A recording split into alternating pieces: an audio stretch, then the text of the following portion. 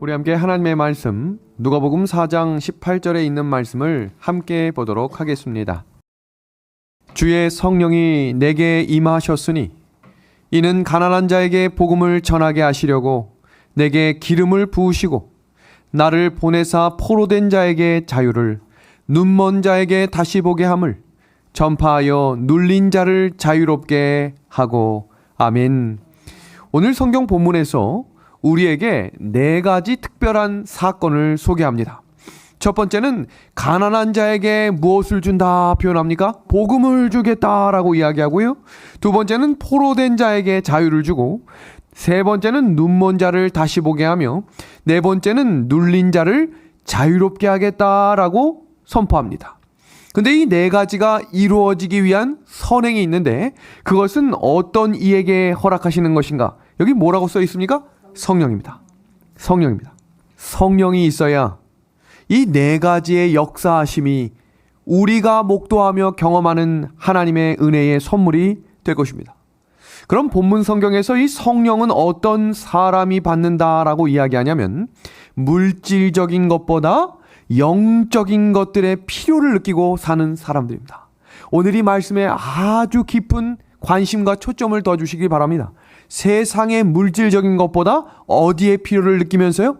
영적인 필요입니다. 오늘 이 자리에 함께 참석하시고 또 다니엘서를 함께 공부하고 있는 우리 모든 믿음의 가족들이 영적인 것의 필요를 더 깊이 느끼게 되는 하나님의 백성들이 되기를 간절히 소망합니다. 다니엘서 51번째 공부를 우리 기도하며 시작합니다. 하나님 우리 아버지, 하나님의 예언이 없으면 도무지 할 수 없는 하나님의 인도하심을 배울 수 있는 시간을 주셔서 감사합니다. 하나님께서 세워주신 마지막 사명, 마지막 교회에 하나님의 인을 받은 자들이 되고 싶습니다. 우리에게 성령을 부어 주시옵소서. 마음의 정결한 마음과 깨끗한 심령을 허락하셔서 죄를 멀리하며 죄를 버릴 수 있는 믿음을 허락하여 주시옵소서. 예언의 말씀 속에 하나님의 음성을 들을 수 있는 시간이 될 수 있도록 인도하여 주시기를 예수님의 이름으로 기도합니다. 아멘. 여기 성령이 주시는 축복 가운데 가장 첫 번째 말씀 속에 뭐라고 되어 있습니까? 가난한 자에게 복음을 주겠다 이야기합니다. 그렇다면 이 가난하다라고 하는 단어는 어떤 의미가 있을까요? 성경 마태복음 5장 3절을 보면 심령이 가난한 자는 복이 있겠다라고 했는데 오늘 이 누가복음 본문에 나온 가난과 예수님께서 산에서 말씀해 주신 산상보훈의 첫 번째 심령이 가난한 자의 가난은 같은 가난입니다. 그럼 도대체 이 가난은 어떤 가난인가? 성경에 사용되는 가난은 2가지 용례가 있는데 첫 번째는 상대적인 가난을 의미하는 페네스입니다.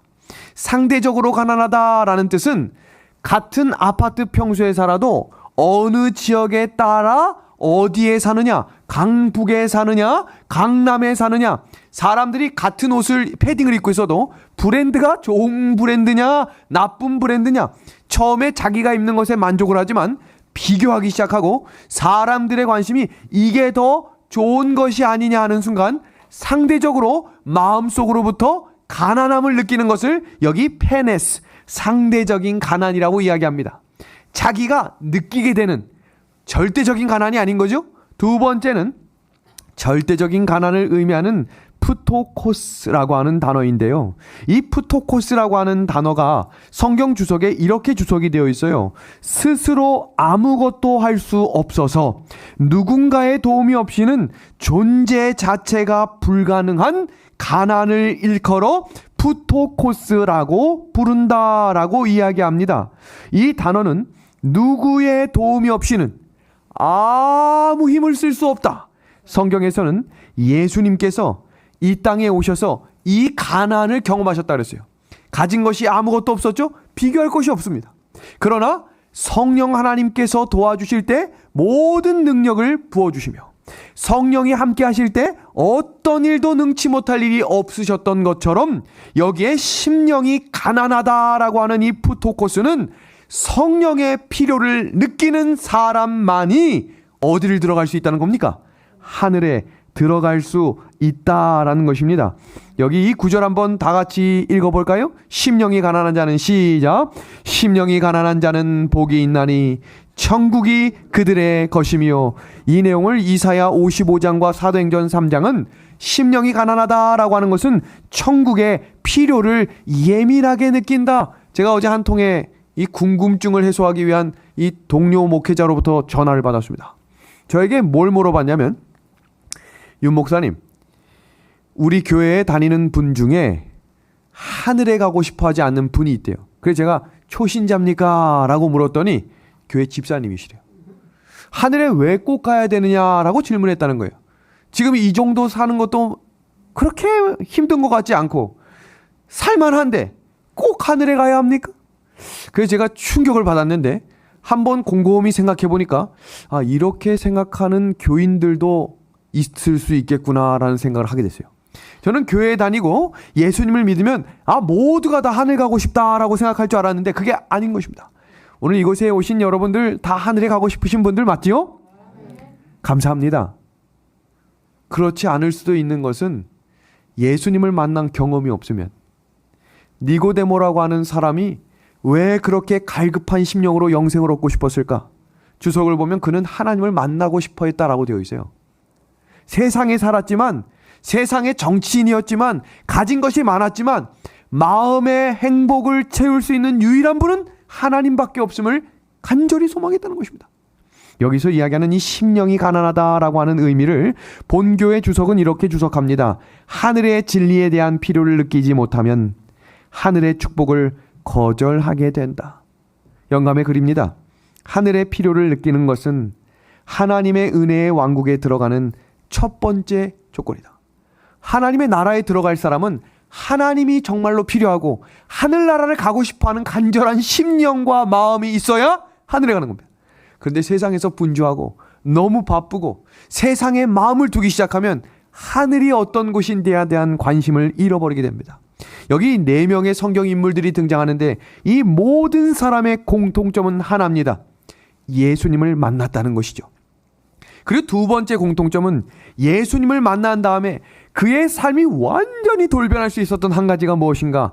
죄를, 습관적으로 짓던 죄를, 돈을 사랑했던 그 죄를, 사람을 통해 쾌락을 얻었던 그 죄를, 세상의 욕심 때문에 사람을 때리고 강도질했던 그 죄를 버렸다는 것입니다. 그것이 성경에서는 심령이 가난한 자라고 이야기합니다.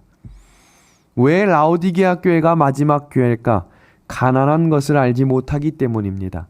여러분, 여기서 이야기하는 가난한 것은, 여기 주석을 봅니다. 자신이 가난하다는 사실을 깨달은 가난한 사람과 자신의 가난한 상태를 깨닫지 못하는 가난한 사람, 어떤 차이인지 아시겠죠? 둘 다 가난하긴 가난한데 한 부류는 자신이 가난하구나 깨달아요. 이 말은 뭡니까? 필요한 거예요. 내 스스로 할 수 없는 거예요. 그래서 그 필요를 채우기 위해 더 열심히 섬기며 하나님을 찾지만, 또 다른 사람은 가난한지도 깨닫지 못하는 사람이면 찾지 않는 교회, 라오디게아 교회입니다. 여러분, 오늘날에도 성경은 이렇게 이야기합니다. 진리는 예수님 당시에도 인기가 없었는데 진리는 현 시대에도 인기가 없다. 여러분, 교회를 믿는 사람과 믿지 않는 사람, 그 퍼센테이지는 확연합니다.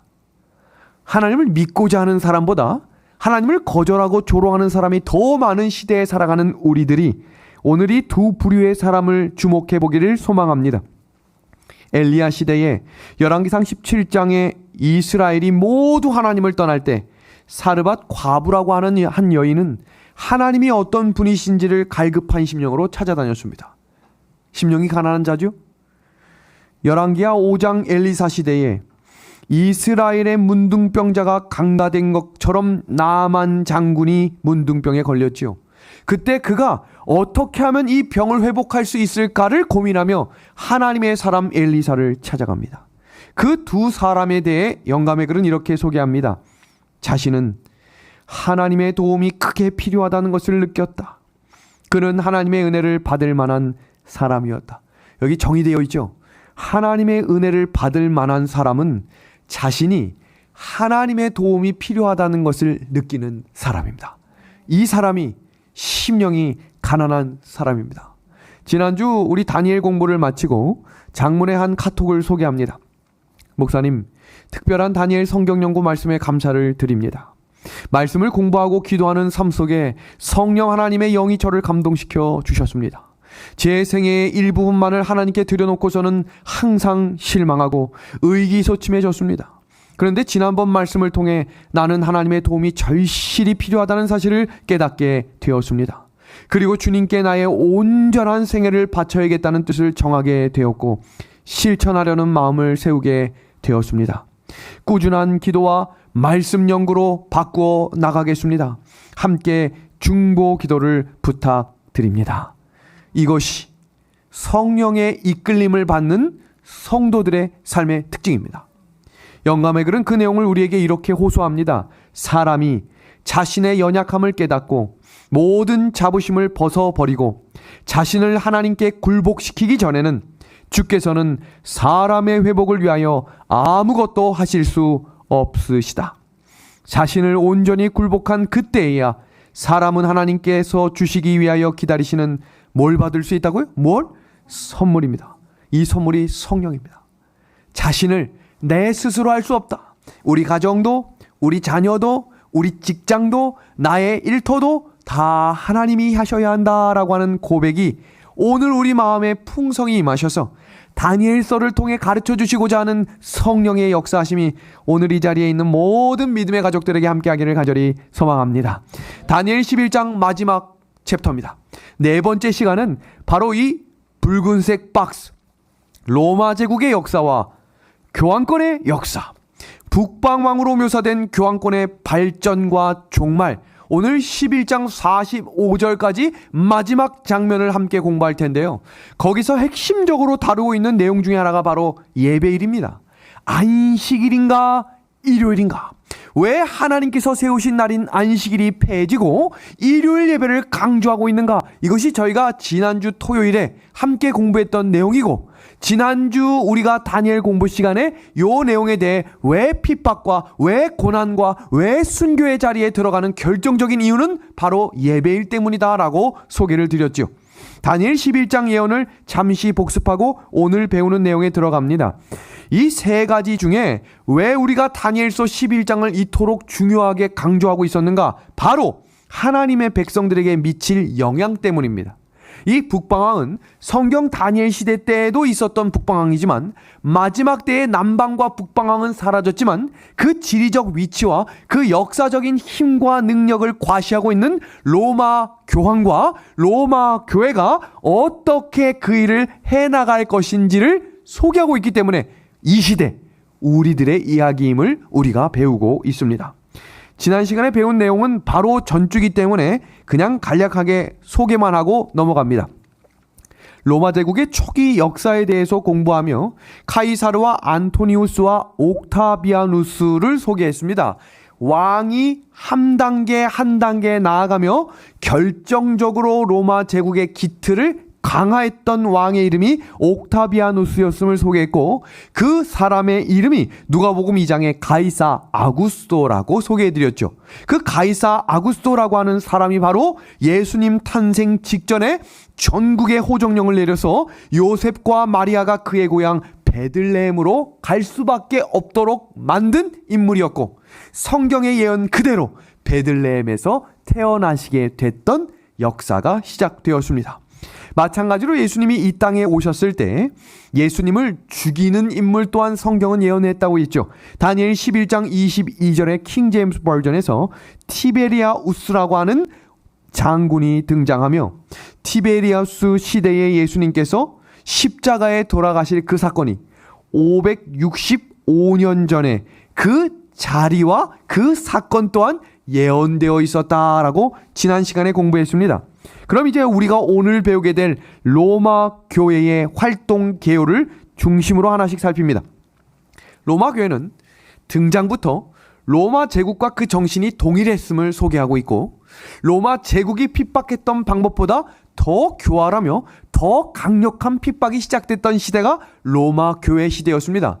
그 교황권이 얼마나 힘이 강했으면 유럽의 왕들을 내리고 없애며 죽이기까지 했던 역사들을 성경 다니엘 11장 23절부터 45절에 이어지는 장면 속에 그 내용을 계속해서 소개하고 있습니다.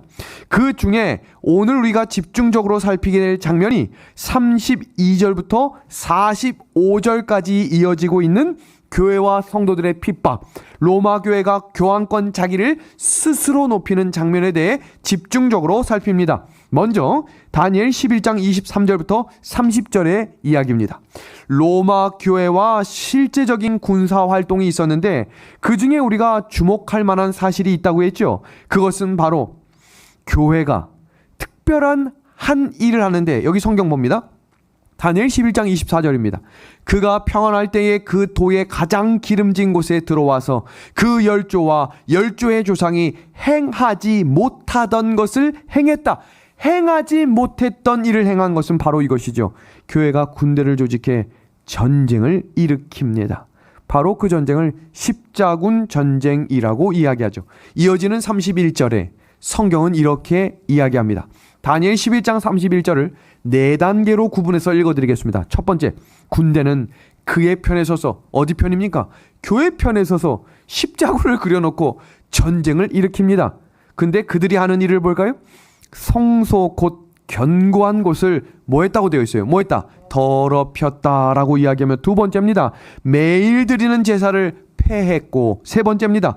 멸망케 하는 미운 물건을 세웠다. 단순히 전쟁만 하는 게 아니라 성소를 공격하는 이유는 하나입니다. 성소의 구원의 절차가 있기 때문입니다. 그리고 구원이 이루어지는 피 흘림을 드리는 제사를 폐해버리고, 세 번째죠, 미운 물건을 세웠다. 이어지는 구절 32절부터 35절이죠. 이 장면은 로마 교회가 성도와 교회를 핍박할 때 결과적으로 새 부류가 등장하겠다라고 소개하고 있습니다. 이 구절을 다 읽지 않고요, 노란 박스에 나온 글자들만을 중점적으로 읽습니다. 또 언약을 뭐한다라고 소개합니까? 배반하고, 그 다음 두 번째 몰락하겠다라고 이야기하며, 세 번째 무리 중에 연단을 받아 정결하게 되겠다라고 합니다. 이 구절을 주석에 나온 말씀을 그대로 번역합니다. 첫 번째 부류입니다. 로마 교회가 성도와 교회를 핍박할 때 한 부류는 원래부터 악했었고, 세속적인 그 사람들은 핍박을 당하는 그때에 어떻게 되겠다고 이야기합니까? 어떻게 되겠다? 완전히 타락하는 것입니다. 두 번째입니다. 신실하고 용감하여 하나님의 말씀을 가르치던 자들도 핍박과 고난의 시간이 길어지면서 신앙을 포기하는 것입니다. 마지막 세 번째입니다. 그러나 끝까지 충성된 자들은 순교하거나 살아남아 승리하겠다라고 다니엘 11장 32절부터 35절을 강조하고 있습니다. 그 내용을 한번 봅니다. 수없이 많은 성도들이 실제로 핍박당하며 중세기에 죽음을 당했습니다. 중세기 로마 교회에 의해 무자비한 핍박이 일어났던 장면들을 하나 소개합니다. 스페인 종교재판을 통해 31,912명이 화형을 당했습니다. 화형 뭔지 아시죠? 두 번째, 알비젠스인들이 대학살해서 100만 명이 살해를 당했고, 제수잇 제도 창설 후에 하나님을 믿는다는 이유만으로 90만 명이 살해당했으며, 네덜란드에서 3만 6천 명이, 찰스 5세 치하에서 5만 명이 교수형을 당하거나, 교수형을 당하기 귀찮아서 어떻게 죽였냐면 살아있는 사람을 그대로 묻어버렸습니다. 종교개혁 이후에도 무수한 성도들이 죽음을 당한 이 사실을 현재 천주교에서도 실제로 역사적인 장면을 인정하며 사과문을 게재했던 일이 몇 년 전에 있었습니다. 도대체 로마 천주교회는 어떤 사상을 가지고 있었기에 이렇게 잔혹한 핍박을 1000년 동안 지속하며 수많은 성도들을 죽였을까요? 가톨릭 교회의 전통적 해설 사권 1885년판 145페이지엔 이렇게 기록합니다. 이단자란 누군가? 이단자란 가톨릭 교회가 가르치는 특정한 진리를 분명히 알고 있으면서도 자신이 믿는 것을 스스로 선택할 수 있다고 생각하는 사람으로서 그리스도교 신앙을 공언하고 침례받은 어떤 사람들 신자들이다라고 말합니다. 그 죽이는 명분이 얼마나 무서운 사상인가 한번 보겠습니다. 한번 볼까요? 요한복음 16장 1절과 2절입니다. 예수님께서 실제로 마지막 때의 환난과 고통 등을 이렇게 소개하고 있어요. 내가 이것을 너희에게 이름은 너희로 실족하지 않게 하려 함이니 사람들이 너희를 출교할 뿐 아니라 때가 이르면 물은 너희를 죽이는 자가 생각하기를 이것이 하나님을 섬기는 일이라 하리라. 무슨 말이에요? 사람을 죽이면서 예배하는 일이라는 거예요. 누굴 위해서 일을 하고 있다는 거예요? 하나님을 위해 일을 하고 있다는 겁니다. 중요한 사실입니다. 하나님을 다르게 믿는 사람들이 하나님을 바르게 믿는 사람들을 죽이면서 이것이 하나님의 뜻이라고 말한다는 사실입니다. 얼마나 무서운 일인가요? 중세기 천주교회는 자신과 다른 교리를 박멸하는 것이 하나님을 섬기는 예라고 여기며 죽였습니다. 그래서 신부들과 사제들이 고문하는 일을 뭐라고 생각했냐면, 오늘도 내가 봉사하는구나, 내가 최선을 다해서 하나님께 봉사해야겠다, 이렇게 생각하면서 죽였다는 거예요. 성경을 믿는 신앙 안엔 핍박이란 단어가 없습니다. 교리와 믿는 바가 다를지라도 성경은 그들을 불쌍히 여기라고 이야기했습니다. 믿음이 다르게 헤어질 수는 있지만 핍박하는 것은 사단의 정신이기 때문입니다. 예수님도 잘못된 것을 책망하셨지 핍박하셨다는 구절은 없습니다. 성도를 핍박한 중세기 천주교회의 정신이 오늘날의 천주교회에도 여전히 존재할까?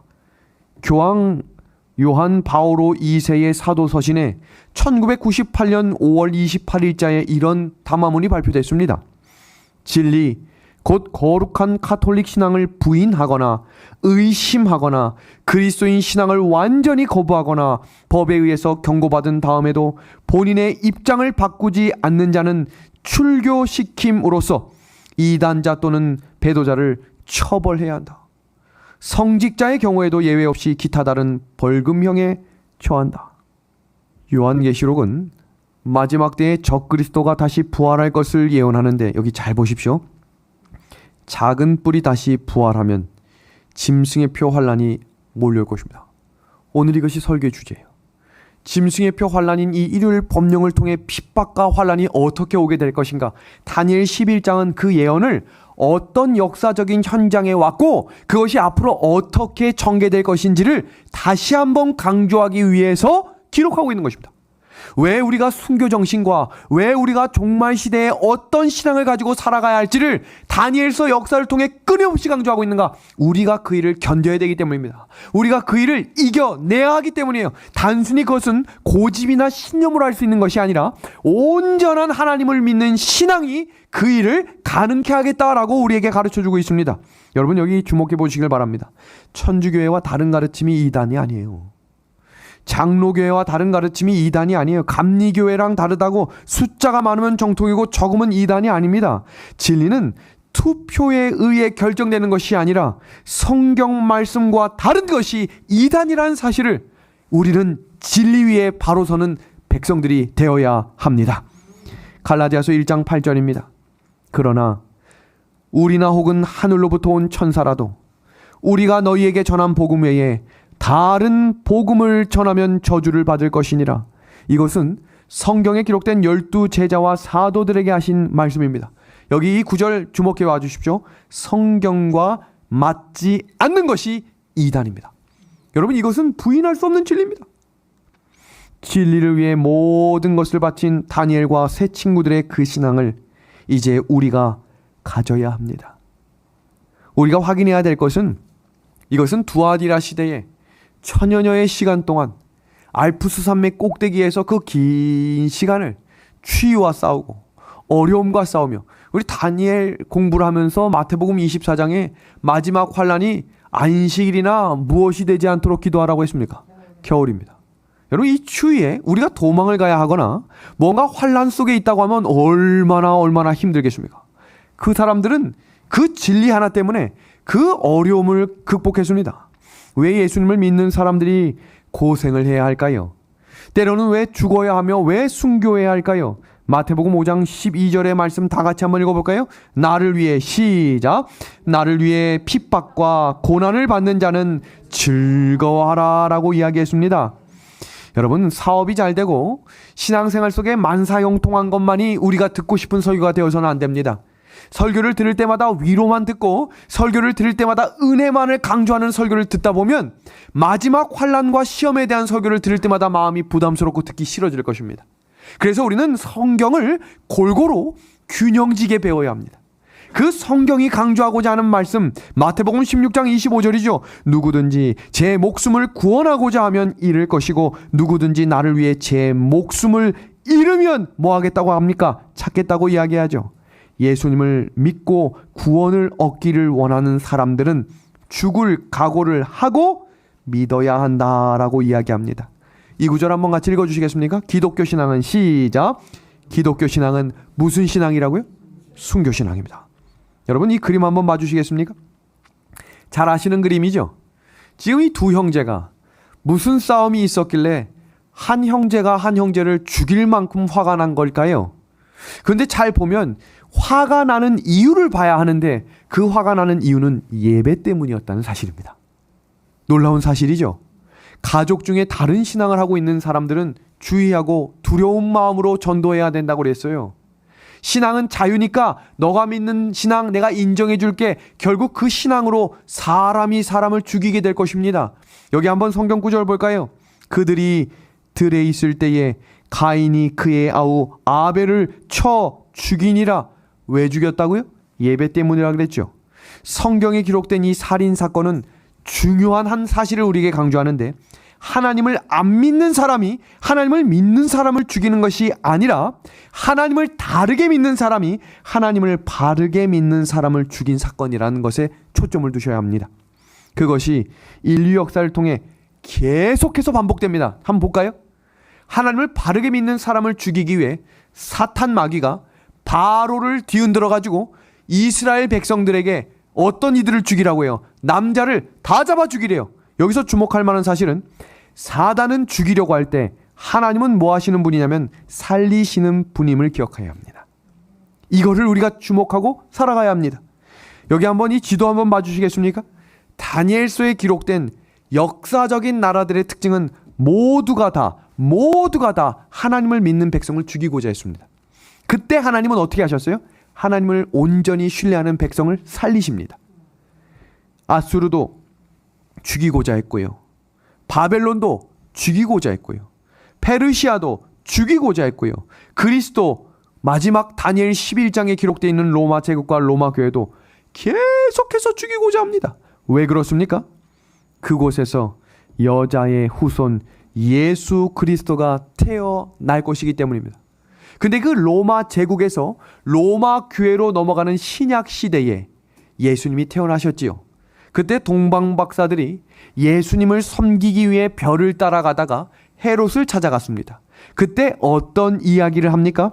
유대인의 왕으로 나시니가 어디 있습니까? 라고 이야기하자 헤롯 왕과 온 예루살렘이 듣고 소동이 일어납니다.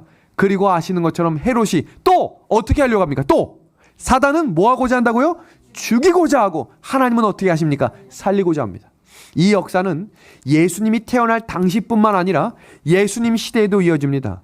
침례 요한의 잘못은 성경에 없어요.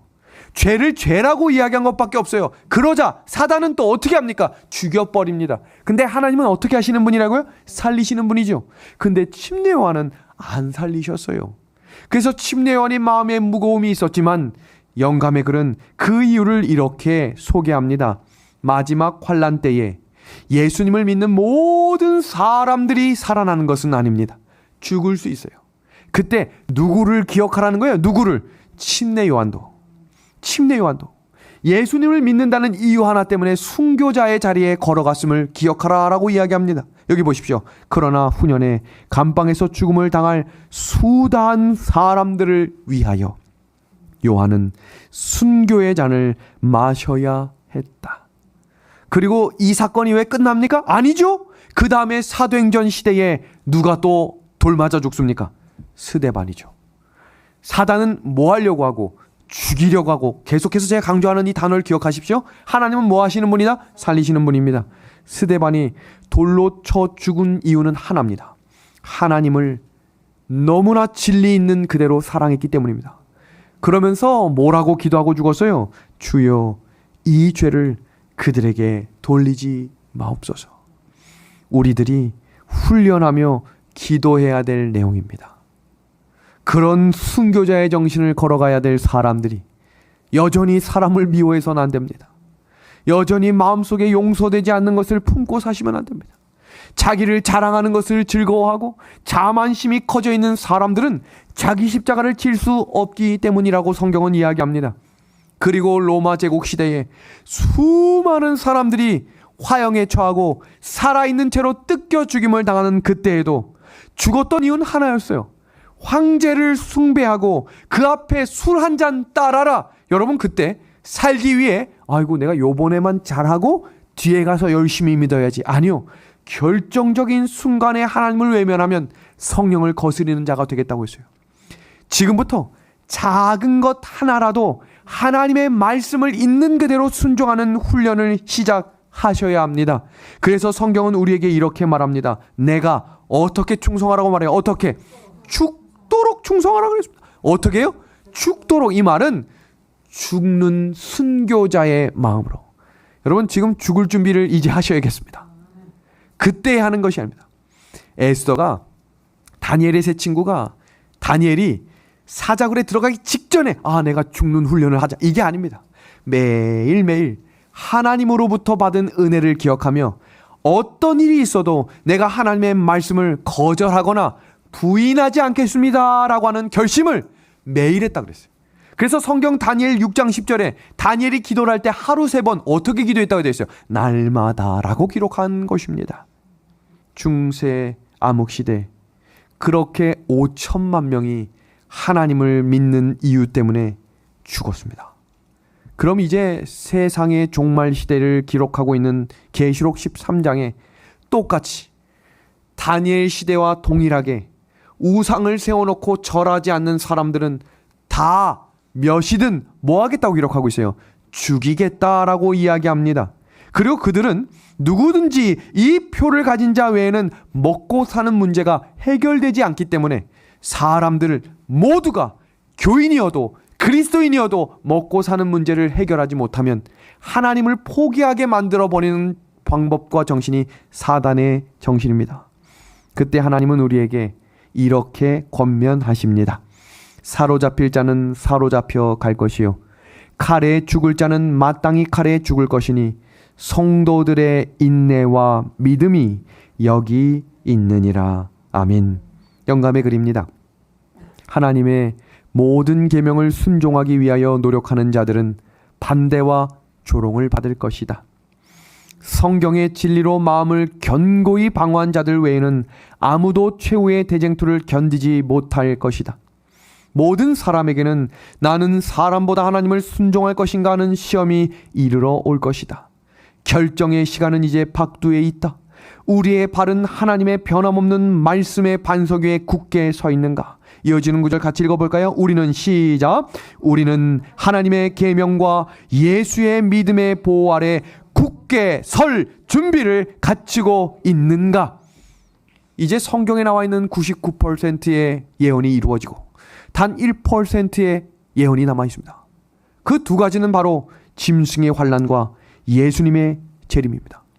그럼 이 짐승의 환난이라고 하는 이 환난은 종교 핍박의 두 가지 공식을 그대로 따를 것인데, 첫 번째, 핍박자는 하나님을 섬기는 봉사로 여기며 핍박할 것이기 때문에 양심의 가책이라는 것이 없을 거예요. 두 번째, 핍박은 종교와 정치가 연합할 때 이루어집니다. 도대체 이 일들이 어떻게 이루어지고 마무리가 될 것인가? 그때에 사람들이 너희를 환난에 넘겨주겠으며 너희를 죽이리니 너희가 내 이름 때문에 모든 민족에게 미움을 받을 것이니라. 다니엘이 왜 미움받았습니까? 하나님을 신실히 믿는 이유 때문에 죽었어요. 스데반이 돌 맞아 죽었던 이유도 그랬고요. 침례 요한이 하나님을 믿는다는 이유 하나 때문에 죄를 죄라고 말한 이유 때문에 미움을 받아 목배임을 당해 죽었습니다. 그때에 기억하셔야 될 말씀이 있겠지요. 우리가 혹시 순교자의 자리에 서게 될 때 꼭 이 말씀을 기억해 주십시오. 예수께서 이르시되 나는 부활이요 생명이니 나를 믿는 자는 죽어도 살겠고 무릇 살아서 나를 믿는 자는 영원히 죽지 아니하리니 이것을 내가 믿느냐. 아멘.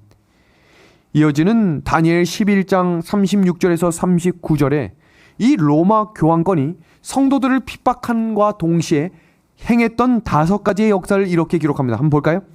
로마 교회 교황권 스스로를 높여서 자신을 하나님 자리에 둘 것임을 성경은 이야기합니다. 두 번째, 금, 은, 보석과 보물을 좋아해서 많은 재산을 축적하며 세상에 영향을 줄 것이라고 성경은 이야기합니다. 세 번째입니다. 세력의 신을 섬기다가 마침내 정치적 권력을 얻어 세상을 통치하겠다고 이야기합니다. 놀라운 사실은 네 번째, 여러분 이번 주 제가 토요일에 이 크리스마스에 대해서 아주 집중적으로 한번 설교를 할 겁니다. 도대체 이 날은 왜 태어났고 이 크리스마스를 온 세상 사람들이 다 좋아하는데 도대체 그날이 예수님이 태어나신 날이 맞는지, 그날은 어떤 의미인지를 아주 한번 자세히 공부해 보겠습니다. 부활절도 한번 살펴볼 필요 있겠죠? 일요일과 부활절, 크리스마스 등은 이방신 미스라신과 관련된 행습들을 교회로 유입시켜 교회와 세상을 지배할 것이 성경에 예언이 되어 있어요. 다음 5번째입니다. 그를 안다 하는 수많은 정치가들과 친분을 갖고 연합하여 하나님을 대적할 것이다. 교황권이 지금 전 세계의 지도자들과 함께 손을 맞잡고 이 어려운 난국을 극복하자라고 하는 것이 대중적으로 발표가 될 땐 이미 일요일 법령이 내려진 때일 겁니다. 그러니까 지금 우리가 해야 될 일은 인맞는 자들에게 하나님의 14만 4천인을 주시겠다라고 하는 그 시대에 우리가 살고 있거든요. 그러니까 우리가 지금 하나님의 인을 맞을 준비를 온 마음과 삶을 다해 준비해야 되는 시기에 우리가 살아가고 있는 겁니다. 그렇게 다니엘 11장 마무리는 이렇게 됩니다. 주목해 보십시오. 단어가 긴 것 같지만 노란색 글씨 중심으로 읽어보시면 오늘 여기서 강조하고자 하는 내용들을 우리가 집중적으로 살필 수 있습니다. 봅니다. 마지막 때에, 여러분 마지막 때라고 하는 이 정확한 단어는 성경 다니엘서만 나와요. 그리고 성경 다니엘서의 5번이 연속해서 반복적으로 나오는 이 단어는 하나를 가리킵니다. 예수님의 재림입니다. 그 마지막 때에 어떤 일이 함께 일어날 것인가 한번 봅니다. 북방왕이라고 하는 인물이 등장하죠. 북방왕은 로마 교회라고 우리가 배우고 있죠. 다음입니다. 북방왕이 도대체 뭐 할 건가? 그가 또 영화로운 땅에 들어갈 것이다. 영화로운 땅을 우리가 공부했죠. 하나님을 신실히 믿는 진리의 백성들을 다시 핍박하며 죽이겠다는 거예요. 전에 그랬습니까? 우리 지금까지 배웠잖아요. 1000년여의 시간 동안 5천만 명을 죽였던 이유는 하나였어요. 하나님을 섬기는 예로 죽였죠. 근데 여기 보세요. 북방왕이 그가 또 영화로운 땅에 들어가겠대요. 하나님을 믿는 진리의 백성들을 죽이며 그 땅을 차지하러 들어간다는 얘기입니다. 온 세상을 하나로 통일시키겠다는 거거든요. 그 이후에 어떤 일이 일어나나 봅니다. 여기 보세요. 노란색 글씨입니다. 동북에서부터 소문이 이르러 그를 번민하게 하겠다. 그럼 우리가 확인해야 될 것은 동북이 뭐고 도대체 소문이 뭐길래 번민했단 말은 바로나 느부갓네살이 꿈을 꿨는데 기억이 안 나서 번민했다는 구절이 있거든요. 이 번민은 낙심을 초월한 근심 염려로 인해 몸이 치를 떨리도록 힘든 상황을 의미하는 겁니다. 그럼 도대체 이 북방왕 로마 교회가 무엇 때문에 그렇게 치를 떨며 흔들리고 화가 머리끝까지 났을까요? 주석의 내용을 하나씩 살핍니다. 첫 번째, 하나님의 영광이 동편에서 오겠다는 이야기는 에스겔 43장 1절과 2절, 시편 48편 2절과 비교를 해보시면 하나님이 거하시는 상징적인 자리 북방에 있는 시온산을 의미합니다. 그럼 도대체 왜 그렇게 번민을 했을까?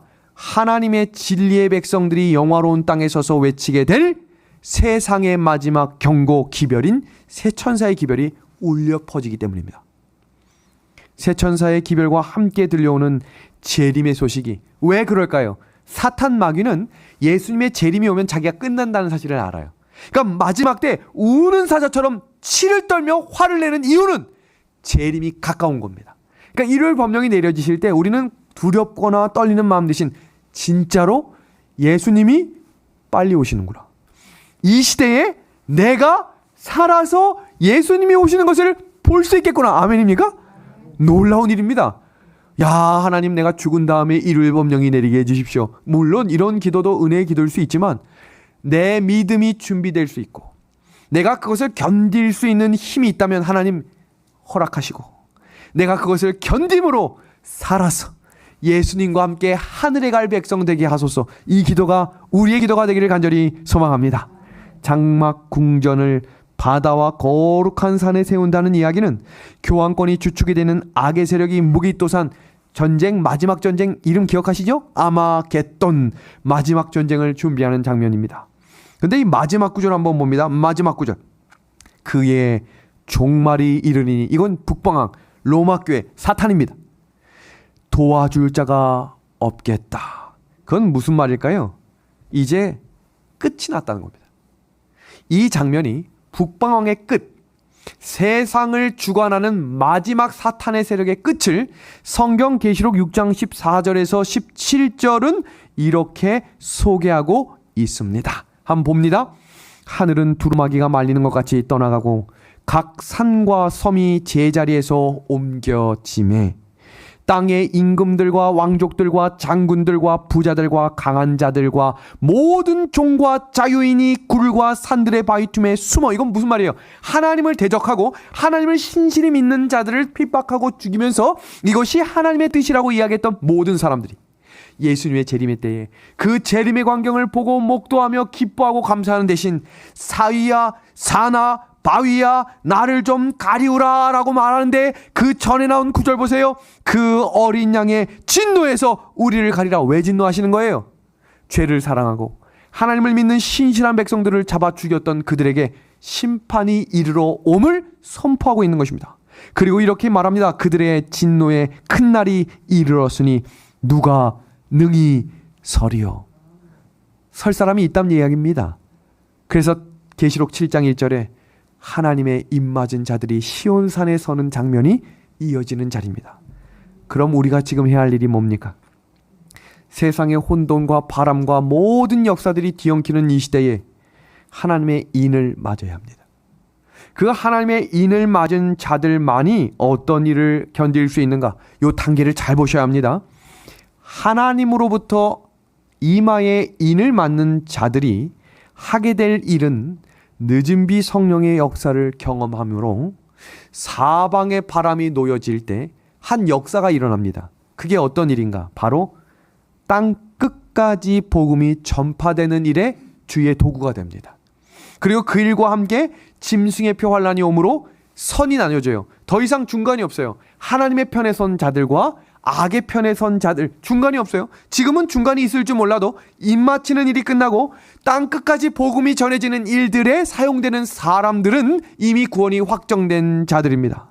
그리고 이 끝에 아마겟돈 전쟁으로 땅과 하늘에 있는 모든 악의 세력들이 이 집중적으로 하나님의 입맞은 자들을 다 죽이려고 할 때, 그때 하늘 동편에서 예수님이 오셔서 재림을 맞이하게 되는 것입니다. 요 내용을 제가 1시간짜리로 요한계시록 강의 14장 첫 번째 강의로 여호와의 산으로 올라가자라고 하는 이 말씀을 유튜브에 올려두었습니다. 그러니까 오늘 말씀과 연결된 부분이기 때문에 자세하게 하나님의 인에 대해서 공부하실 분들은 요 내용에 대해서 함께 연구하시면 요 내용을 더 쉽고 깊이 있게 이해하실 수 있게 될 것입니다. 오늘 배운 내용을 총정리하고 마치도록 하겠습니다. 인류 역사의 싸움은 태초부터 예수님의 재림 때까지 선악의 싸움이었습니다. 주제는 하나였죠. 용과 여자와 여자의 후손이 싸우는 것입니다. 용은 누구였습니까? 사탄 마귀였죠.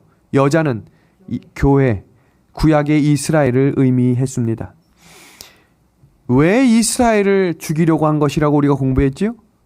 예수님이 그 혈통을 통해 나오시기 때문입니다. 애굽도 우리가 배운 것처럼 사단은 다 뭐 하고자 하고 죽이고자 하고, 그때 하나님은 뭐 하시고자 하는 거예요? 살리고자 하십니다. 아수르 때에도 마찬가지였어요. 그 시대에 다 죽이려고 했지만 북방 이스라엘의 살아있는 선지자들이 끊임없이 외칩니다. 하나님은 신실하시며 하나님은 구원자가 되신다. 그리고 이어지는 바벨론 시대에도 다니엘이라고 하는 한 신실한 남은 무리를 세우셔서 70년이 지나는 그 시간 동안 우리가 공부했죠. 그렇게 신실한 사람이 70년 외치면 교회가 세워져도 몇 교회 정도는 세워져야 되는 거 아니에요? 그런데 가정교회도 없었어요. 그 다니엘이 그 진흙 같은 얼음, 칠흑 같은 어둠을 터널을 통과하면서 끝까지 붙들었던 한 가지는 바로 예언의 말씀이었습니다. 회복되리라.